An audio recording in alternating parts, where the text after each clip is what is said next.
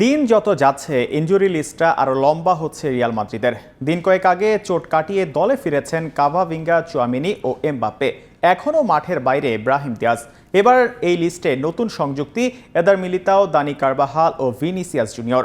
কাঁধের ব্যথায় ব্রাজিলের পরের দুই ম্যাচে খেলা হচ্ছে না মাদ্রিদ নাম্বার 7-এর।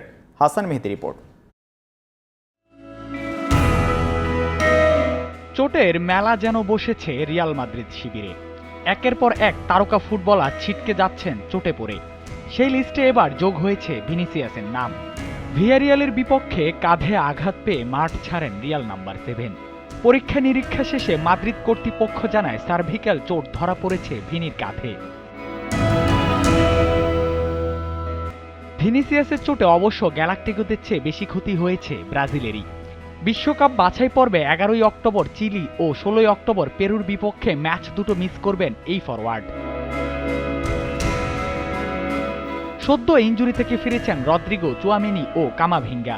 কামা ইউরোতে ইনজুরিতে পড়লেও চুয়ামিনি পড়েছেন সিজনের শুরুর দিকে।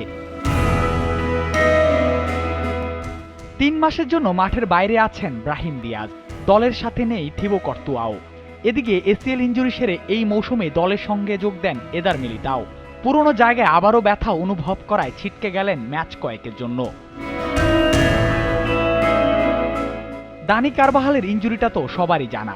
লিগামেন্ট ছিঁড়ে যাওয়ায় সামনের বছরের অক্টোবরের আগে ফেরা হচ্ছে না এই রাইট ব্যাকের। ইনজুরি নামটা এখন রিয়াল মাদ্রিদের জন্য একটা আতঙ্কের বিষয়।